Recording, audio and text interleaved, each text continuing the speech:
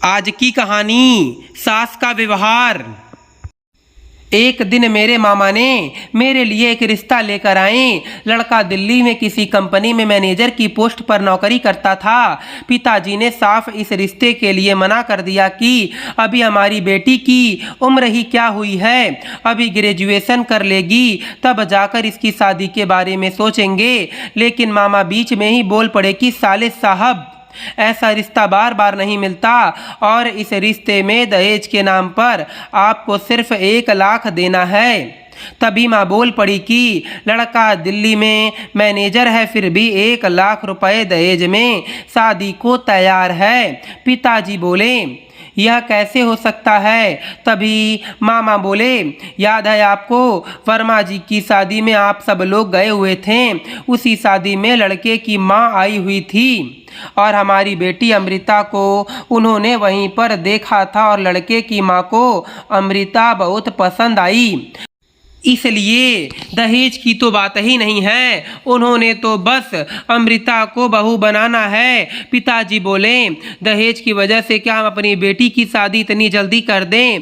अभी उम्र ही क्या हुई है इसकी, अभी तो इसने सही से दुनिया भी नहीं देखी। माँ पिताजी को समझाने लगी, देखो जी, कभी ना कभी तो बेटी की शादी करनी ही है, और फिर इतना अच्छा रिश्ता खुद से चलकर हमारे घर आया है तो हम कैसे मना कर सकते हैं। पिताजी भी माँ की बातों को टाल ना सके और उन्होंने हाँ कर दी। हाँ, मुझसे माँ आकर पूछ रही थी, अमृता तुम बताओ, क्या तुम्हारी शादी कर दें? मैं क्या बोलती, मैंने तो सिर्फ इतना कहा कि माँ जैसा आपको ठीक लगे आप जो भी करोगी मेरी खुशी के लिए ही करोगे।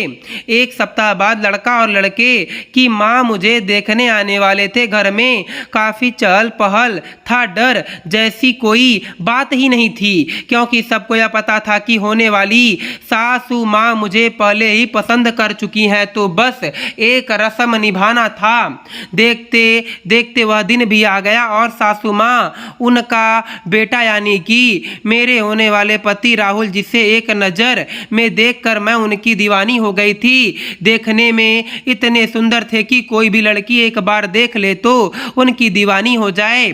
उसी दिन हमारी शादी की डेट भी फाइनल हो गई थी। कुछ दिन बाद से तो मेरी और राहुल से पूरे दिन में मोबाइल पर कम से कम 4 से 5 घंटे बात होती थी। सासू माँ भी रोजाना एक बार मुझसे फ़ोन कर ही लेती, उनसे भी आधा 1 घंटा बात हो जाती थी। सासू माँ इतने प्यार से मुझसे बातें करती कि मैं तो यही सोचती थी कि जो लोग सास के बारे में इतनी नकारात्मक बातें फैला रखी है वह सब बेकार की बातें हैं। मेरी सास कितनी अच्छी है, भगवान करे सबको ऐसी सास मिले। वो दिन भी आ गया जब मेरी शादी हो गई और मैं ससुराल विदा हो गई। जब तक रिश्तेदार थे तब तक तो सब कुछ नॉर्मल था, लेकिन जैसे ही रिश्तेदार गए सासू माँ धीरे धीरे अपने रंग दिखाना शुरू कर गईं। अगले दिन सुबह सुबह चाय मैंने अपने पति राहुल और ससुर जी के साथ सासू माँ को चाय दिया और मैं भी चाय लेकर वहीं बैठ गई। तभी सासू माँ ने फरमान सुनाया, बहू तुम्हारे में थोड़ी सी भी शर्म बची है या नहीं? यहीं पर तुम्हारे ससुर बैठे हैं और तुम यहीं पर बैठ गई, जाओ अपने कमरे में जाकर चाय पियो। सासू माँ के मुंह से ऐसी बातें सुनकर तो मैं हैरान रह गई। मैं तो सासू माँ को कितना अच्छा समझती थी। उस दिन के बाद से कोई ऐसा काम आशा नहीं होता था जिस काम में सासू माँ टोकती नहीं थी। अगर मैं साड़ी भी पहनती तो उसमें भी कोई ना कोई कमी निकाल देती। मैं कहती, ठीक है मम्मी जी, मैं फिर सूट ही पहन लेती हूँ अगर ऐसी बात है तो सासू माँ कहती हैं कि हमारे घर की बहुएं सलवार सूट नहीं पहनती हैं। एक दिन तो हद ही हो गया, मैं और राहुल किसी बात पर अपने कमरे में खूब जोर जोर से हंस रहे थे। जैसे ही राहुल ऑफिस गए सासू माँ बोली, बहू इस घर के भी कुछ कायदे कानून हैं, बहू हो बहू की हद में रहो। यह क्या लड़कियों की तरह हाँ हाँ हंस रही थी, पड़ोसी सुनेंगे तो क्या कहेंगे। शर्मा जी के घर का देख लो, उनके घर भी 2 बहुएं हैं, लेकिन आज तक एक आवाज़ उनके घर से नहीं आती है। शादी से पहले मैंने क्या क्या सोचा था कि ऐसे ससुराल भगवान हर किसी को दे, लेकिन शादी के बाद सब कुछ बदल गया। जैसा सुना था ससुराल के बारे में, ससुराल ऐसा होता है, सब कुछ वैसे ही लगने लगा जैसे मैं 4 दीवार में बंद हो गई थी, क्योंकि सुख सुविधा की कोई कमी नहीं थी। जो मर्जी खाना है खाओ, जो मर्जी पहनना है पहनो, इतना बड़ा घर था, पर मेरा वक्त रसोई और हमारे खुद के कमरे में ही गुजरता था। अगर बाहर घूमने का मन भी होता तो मंदिर के अलावा कहीं जा नहीं सकते थे।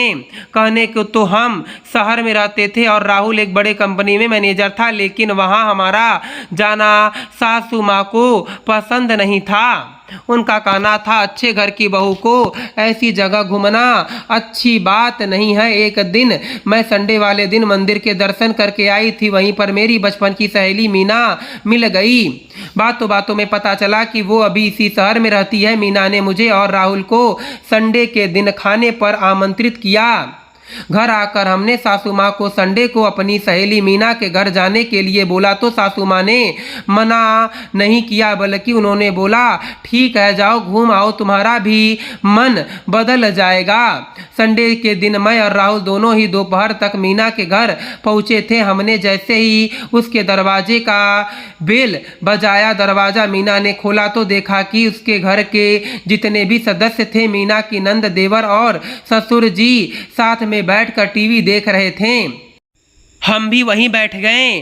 थोड़ी देर में मीना की कामवाली पानी लेकर आई। पानी पीते पीते मैं सोच रही थी कि एक मीना का परिवार है, कितने प्यार से सब मिलकर टीवी देख रहे हैं और हंसी मजाक हो रहा है, और एक मेरा परिवार है, ऐसा लगता है सबके मुंह पर टेप चिपका हुआ हो, कोई किसी से बात तक नहीं करता था। इतना बड़ा घर है, फिर भी ऐसे लगता है कि एक चिड़िया चहचहाने की भी आवाज़ नहीं आती थी। थोड़ी देर बाद मीना मुझे अपने कमरे में लेकर चली गई। हम दोनों ने बचपन की बातें याद करके खूब हंसे।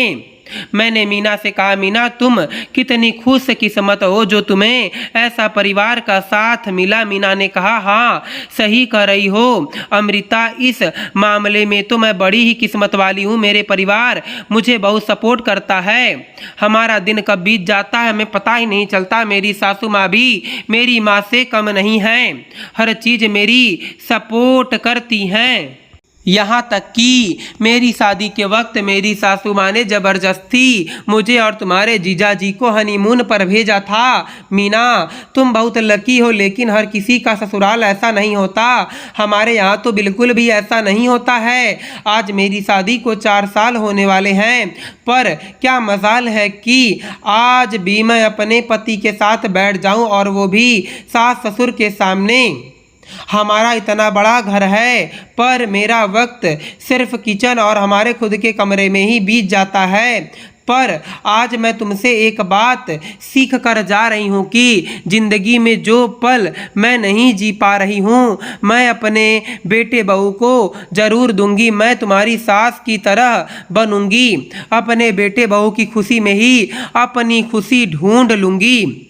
उनके जीवन के प्रत्येक पल खुशनुमा हो, ऐसा कोशिश करूंगी, चाहे इसके लिए मुझे कुछ भी करना पड़े। तभी थोड़ी देर बाद मीना की ननद कमरे में आ गई और बोली, दोनों सहेलियों में क्या गुपचुप बातें हो रही हैं, हमें भी कुछ बताइए भाभी। मीना अपनी ननद से बोली, बस ऐसे ही बचपन की बातें याद कर हम दोनों हंस रहे थे। मीना की ननद बोली, भाभी चलिए आप लोगों का खाना लग गया है। कुछ देर बाद हम बाहर आए और खाने के टेबल पर बैठ गए।